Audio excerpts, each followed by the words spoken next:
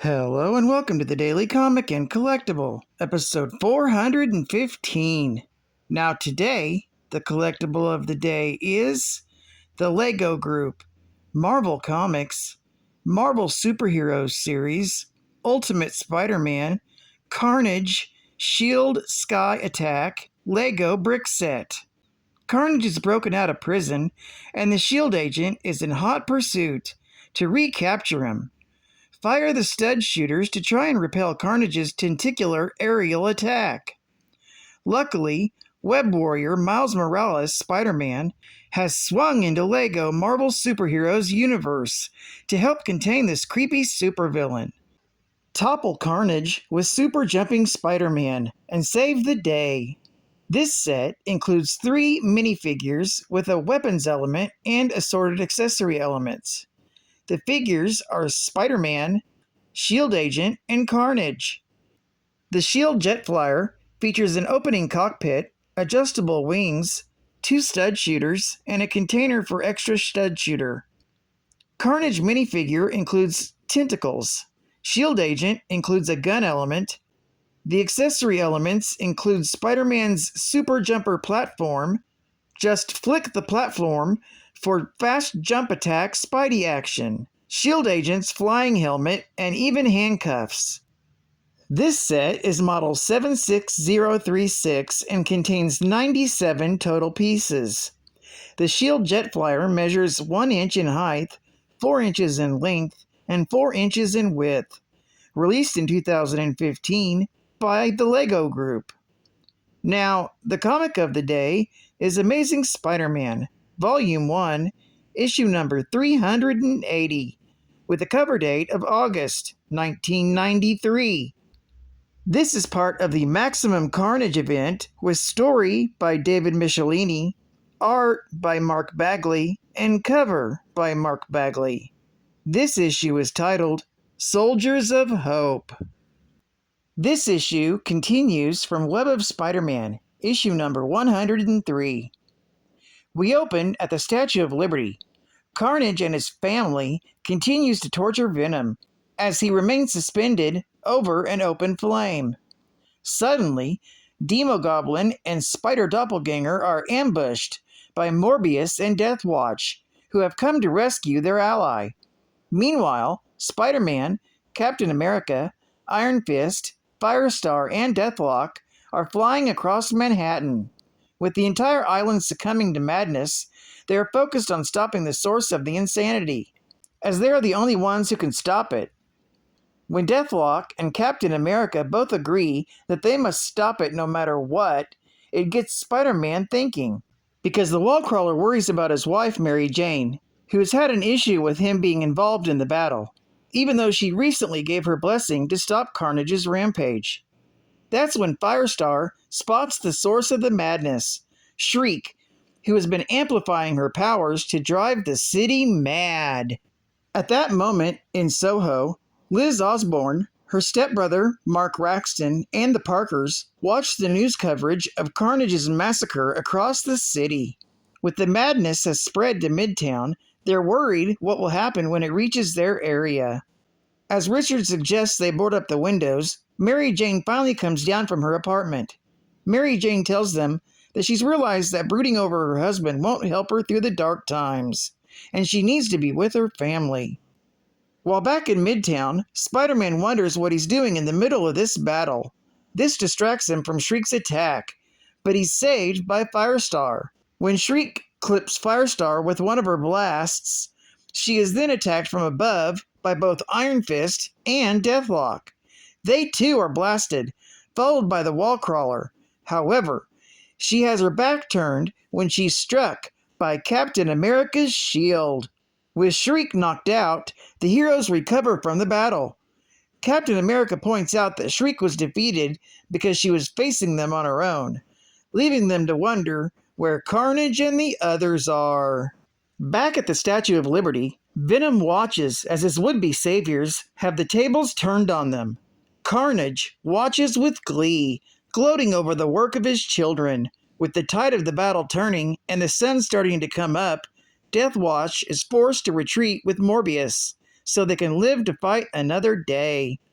With the battle over, Carnage orders Demogoblin and the Spider doppelganger and Carrion to look for Shriek, while he goes back to torturing Venom.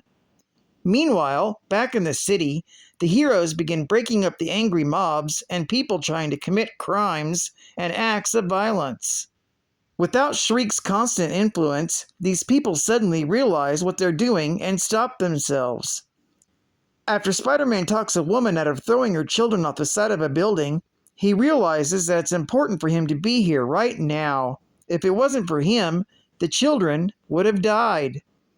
No matter the trouble it may cause his marriage, the wall-crawler insists that his wife is wrong.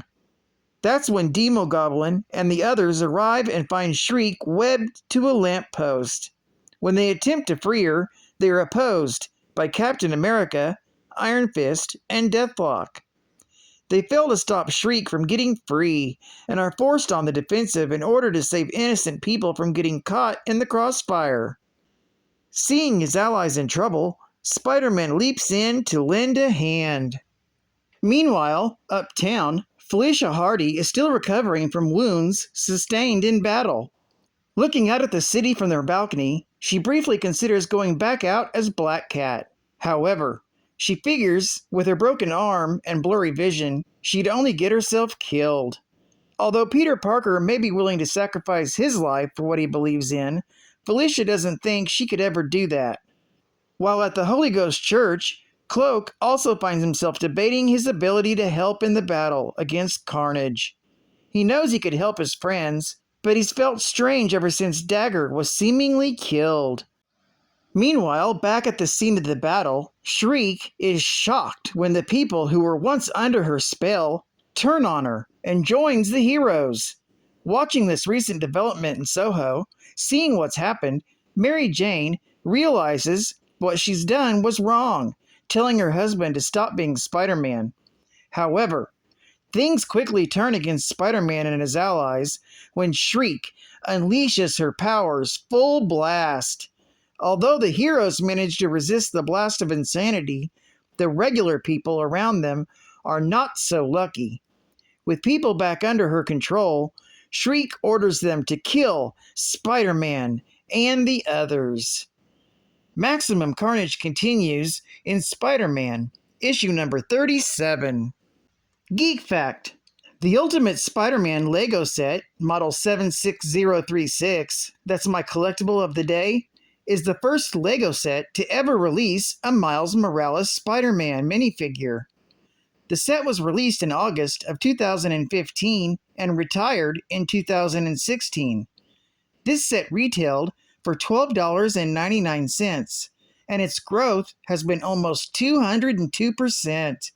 It's currently valued at about $40. It has a yearly growth rate of 13% per year, and the minifigure alone has had a growth of over 250%. Currently valued at over $17, and the annual growth rate on the figure by itself is 16%. According to Brick Economy, it's definitely a sound investment. Bonus Geek Fact: Venom was captured by Carnage in Spectacular Spider-Man, Volume 1, issue number 202, from July of 1993. Carnage has held him captive and been torturing him ever since. Another Bonus Geek Fact: Black Cat was seriously injured in a brawl in Web of Spider-Man, issue number 103, from August of 1993. She had to take herself out of the battle against Carnage due to a broken arm and a concussion. Another Bonus Geek Fact: Dagger, Cloak's partner, seemingly died in Web of Spider-Man, issue number 101, from June. However, she will resurface in Spectacular Spider-Man, issue number 203, from August of 1993. Advertising Ad Facts. From Marvel Comics and Crunch and Munch, what if you could get an exclusive Marvel trading card free in specially marked packages of Crunch and Munch? Wow! Find a card in each specially marked package for a total of 6 cards, plus a limited edition poster offer. Eat it now! And appearing in person at the grand opening of the Mile High Comics Megastore, number 2, Rob Liefeld and Extreme Studios, and Jim Shooter, founder of Defiant. Rob Liefeld will be signing autographs on the 25th from 5 to 8 p.m., and Jim Shooter will be signing from 12 to 5 p.m., and then from 7 to 10 p.m., attend his seminar on how to create comic books. And while you're here, check out our 8,400 square foot store, only 7 blocks from Disneyland in Anaheim, California. We carry a huge selection of comics, graphic novels, t-shirts, toys, games, cards, and more. Come see us at the Mile High Comics Megastore, number 2. Prepare yourself for Mortal Kombat! Coming to leading video game systems, September of 1993. From Acclaim Entertainment. And Final Geek Fact. Maximum Carnage is a crossover event that encompassed 5 different Spider-Man titles and ran for 14 total issues. Though covering many issues, the event only ran from May of 1993 through August of that same year. Part 1 was Spider-Man Unlimited, issue number 1, while Part 14 was Spider-Man Unlimited, issue number 2.